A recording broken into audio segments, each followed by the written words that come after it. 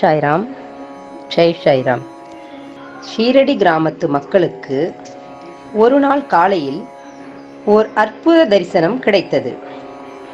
அன்று காலை ஊருக்கு ஒதுக்குப்புறமாக இருந்த ஒரு வேப்பமரத்தடியில் 16 வயதே நிரம்பிய ஓர் இளைஞர் தியானத்தில் அமர்ந்திருந்த நிலையில் காட்சி தந்து கொண்டிருந்தார்.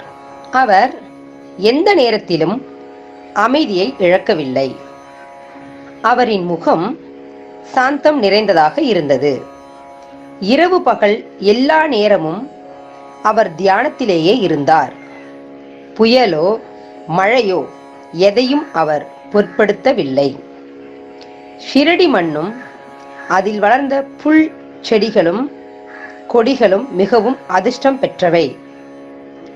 எவ்வித முயற்சியும் இல்லாமலேயே அவற்றுக்கு பாபாவின் ஸ்பரிசம் மிக எளிதாக கிடைத்தது. பாபா என்ற அந்த இளைஞரை கண்டாலும் அவர்களில் ஒரு சிலர் மட்டுமே அந்த இளைஞர் தெய்வாம்சம் பொருந்திய மகான் என்பதை தெரிந்து கொண்டனர். மற்றவர்களையும் அந்த இளைஞரின் அழகும் தேஜஸும் நிரம்பிய தோற்றம் கவரவே செய்தது. அவர்களுள் பாயாஜாபாய் என்ற பெண்மணியும் ஒருவர். பாபாவை பார்த்த மாத்திரத்தில் பாயாஜாபாயின் மனதிற்குள் தாய்மை அன்பு சுரந்தது. ஷிரடிக்கு பாபா வந்து சேர்ந்த ஆரம்ப நாட்களில் ஓர் இஸ்லாமிய பெண்மணி அவருக்கு உணவளித்து வந்தாள். பின்னர் பாபா உணவை பிச்சை எடுக்கத் தொடங்கினார். அப்படி பிச்சை எடுத்து வந்த உணவை தான் மட்டும் உண்ணவில்லை. நாய், பூனை போன்ற ஜீவன்களும் பாபா உண்ணும்போது அவருடைய பாத்திரத்திலேயே உணவை எடுத்து உண்டன. பாபாவும் அந்த ஜீவன்களை தடுக்கவில்லை. அனைத்து ஜீவராசிகளும் இறைவனையே கண்ட ஒப்பற்ற மகான் அவர்.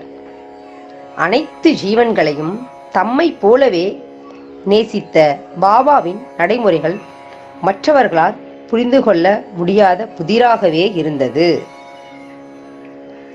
அவர் பிச்சை எடுக்கும் முறைகளும் அப்படியே இருந்தன. பாபா சில நாட்களில் சில வீடுகளில் மட்டும் பிச்சை எடுத்தார்.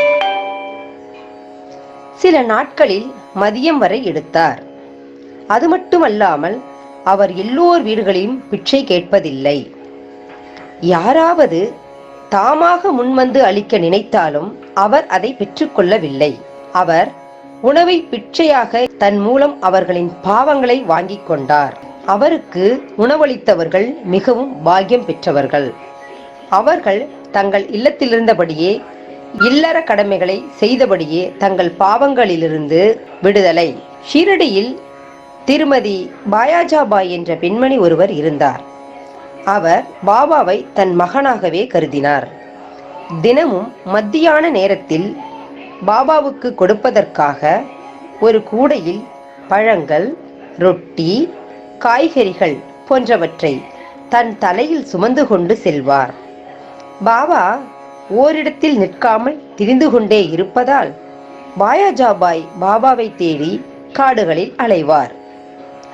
வெயிலையும் மழையையும் பொருட்படுத்தாமல் பாபாவை தேடி கண்டுபிடித்து அவருக்கு உணவு வழங்குவார்.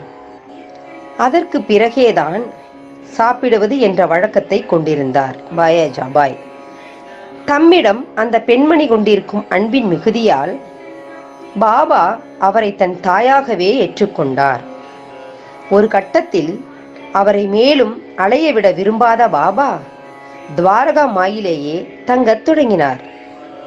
பாயாஜாபாய் பாபாவை தேடி காடுகளில் அலையும் நிலையும் மாறியது. பாயாஜாபாய் தம்மிடம் கொண்டிருந்த அளவற்ற அன்பின் காரணமாக அவரை தன் தாயாக ஏற்றுக்கொண்டதுடன் அவருடைய மகன் தாத்யாவுக்கும் பல வகைகளில் அருள் புரிந்திருக்கின்றார். ஓம் சாய்ராம். ஜெய் சாய்ராம். என் அன்பு குழந்தையே, என் வார்த்தைகளை நீ அடிக்கடி கேட்க, வாழ்வாங்கு வாழ இந்த சேனலை சப்ஸ்கிரைப் செய்து கொள். அல்லாஹ் மலிக்.